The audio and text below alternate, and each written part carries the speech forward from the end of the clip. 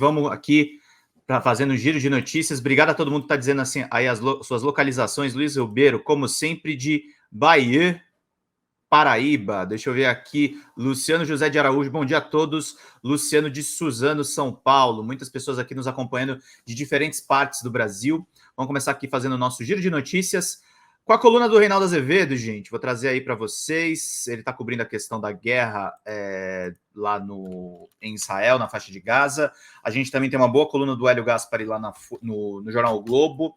Vamos ver aqui o que o Reinaldão falou no UOL. Bombas não matam ideias, mas necromilícia, necropolítica e necroanalistas. Vamos ver juntos aqui.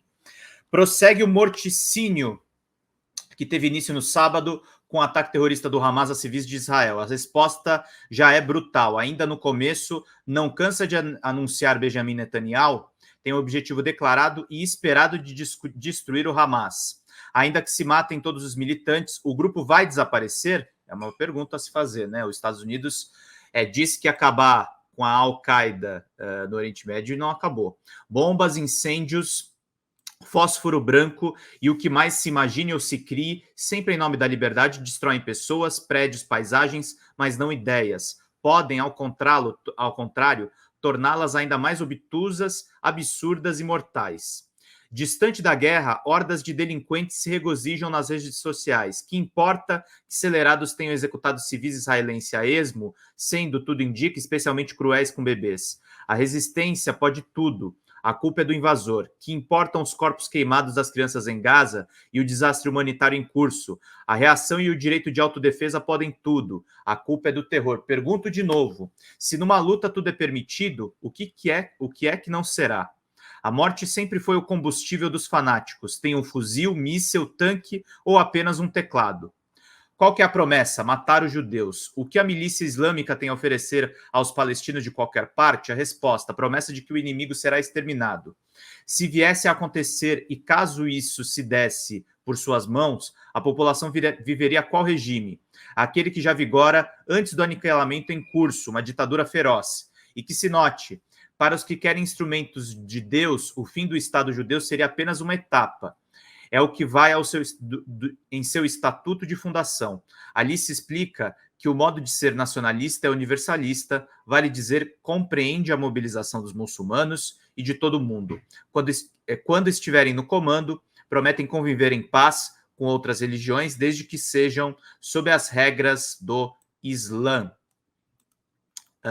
Vamos seguindo aqui a leitura. Netanyahu e seus extremistas não cansam de apontá-lo à imprensa responsável de Israel. Avaliou que o Hamas já não oferecia tanto perigo, especialmente em Gaza, sob bloqueio, e se dedicou à desmoralização da metódica da Autoridade Nacional Palestina, ANP. Adiava-se, pois, sem prazo ou para nunca, como querem os sectários que dão o tom do governo, a solução dos dois estados. Eu volto ao estatuto. O artigo 7º termina assim: a hora do julgamento não chegará até que os muçulmanos combatam os judeus e terminem por matá-los. E mesmo que os judeus se abriguem por detrás de árvores e pedras, cada árvore e cada pedra gritará: ó muçulmanos, ó servos de Alá, há um judeu por detrás de mim, venha e mate-o, exceto se tratar de uma árvore Garquad, porque ela é uma árvore dos judeus. Vai acima uma citação de autoria de Muslim Ibn, de 815 a 875, ele morreu ali no começo da era cristã, ou Imam Muslim, que escreveu um dos Hadiths, que é a compilação de supostas comunicações orais de Maomé. A sua Sahih Autêntico Muslim é uma das duas mais influentes entre os sunitas. O fragmento acima está no livro 41. Releiam um trecho e comparem com os desatinos sangrentos do dia 7. Há centenas de passagens pacifistas no Alcorão, e muitas, sim, com apelo à violência, como acontece na Bíblia, cumpre notar. Os arautos do fim dos tempos escolheram a parte de uma compilação que fala na eliminação de um povo, que ensina os muçulmanos a desconfiar até da única árvore, o Giquad, lício em português, que não delataria o inimigo. Isso é só um delírio do século IX. Em 2014, o Mufti, o intérprete do Alcorão egípcio, Ali Goma, disse numa TV do seu país que os judeus plantam muitos pés de Kikwad, na Cisjordânia, para se esconder dos muçulmanos no juízo final. Vocês arruinaram tudo. Por que lembro aqui a essência do pensamento daqueles que tiranizam seu próprio povo em Gaza? Porque nem mesmo a loucura do Hamas, com a qual é impossível negociar, e Netanyahu negociou, destaca-se, sempre para enfraquecer a ANP, deve nos levar a concluir que o atual governo de Israel não tem responsabilidade nenhuma no que está em curso. Mais uma vez, remeto-os a uma parte do artigo do americano Thomas Friedman, um dos mais destacados jornalistas judeus do mundo, no New York Times, com tradução no Estadão. Observo que, antes de chegar ao enxerto, o enxerto que destacarei, ele antevê coisas terríveis, especialmente para o povo palestino.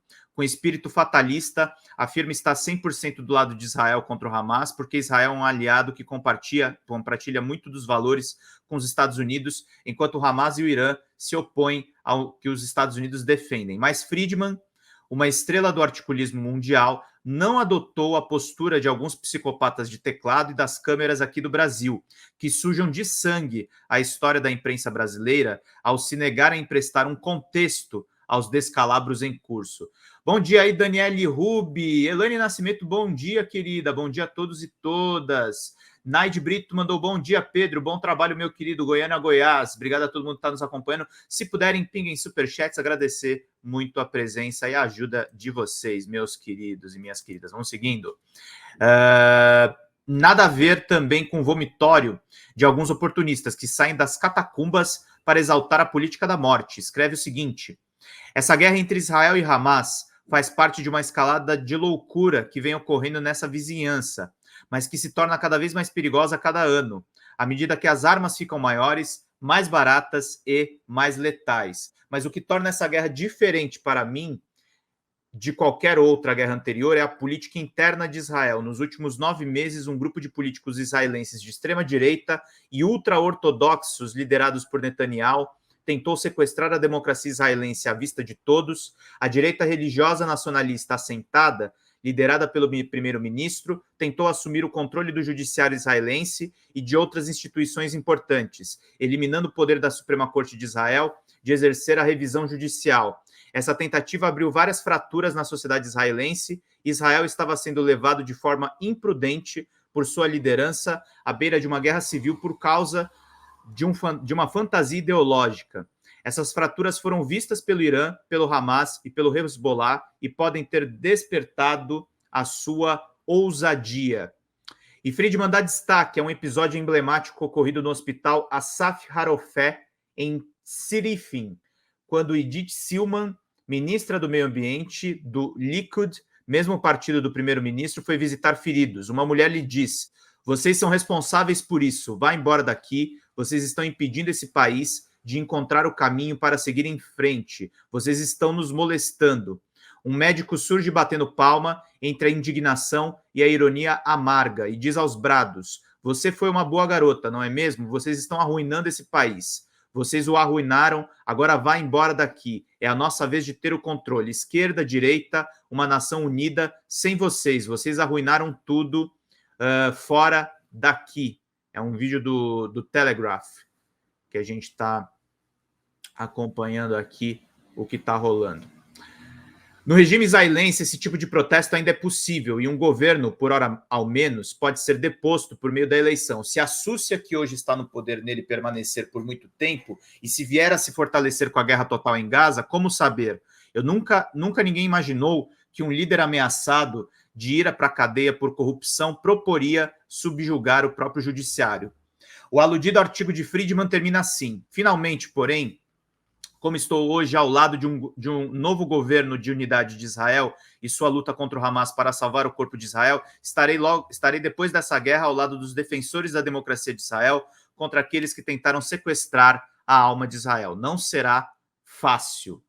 Os fins e os meios, a democracia e o pacto civilizatório não se resumem... Elane, obrigado pelo Pix, minha querida. Obrigado pela ajuda. Muito obrigado pela sua contribuição, meus queridos e minhas queridas. A democracia e o pacto civilizatório não se resumem a um propósito e a um fim abstratos. Também são uma economia dos meios. Um país que decide deslocar 1 milhão de pessoas de uma só vez para destruir e crestar a terra em que vivem, que corta água, luz e comida e remédios de 2,2 milhões de confinados, que não se sente moralmente obrigado a nenhuma forma de contenção em razão do ataque brutal que sofreu, bem, esse país corre o risco de atingir o seu próprio patrimônio moral.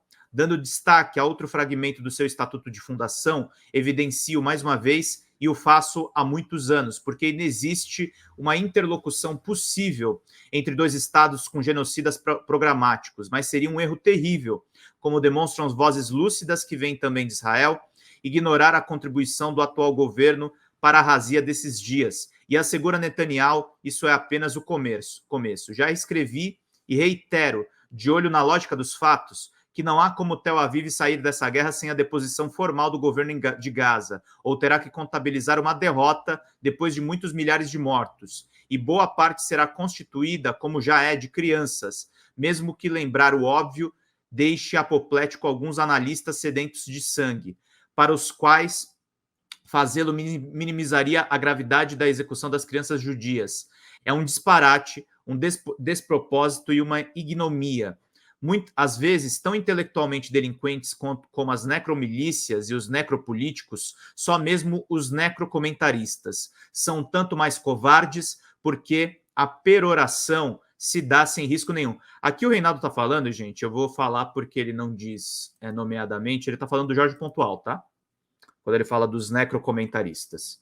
Porque o Jorge Pontual e o Guga Chakra na Globo News estavam batendo bumbo a respeito da ação militar de Israel, sem fazer nenhum pormenor a respeito de como o Bibi Netanyahu fortaleceu o próprio Hamas. É mais ou menos a lógica desse artigo que a gente está lendo aqui. Os que atualmente falam pelo Hamas vão cair. O maior erro dos israelenses que os israelenses podem cometer é de não avaliar a que custo o farão, a que economia dos meios recorrerão. Bombas destroem prédios, pessoas, paisagens, mas não ideias, que sempre podem sobreviver para matar ainda mais. Bom texto, equilibrado. Ainda acho que tá bastante tá mais para o lado israelense, embora seja crítico. Basicamente é o ponto de vista do Haaretz, né? Que o Reinaldo ele traz aí o ponto de vista do Haaretz, e esse Thomas Friedman, que é um colunista do New York Times.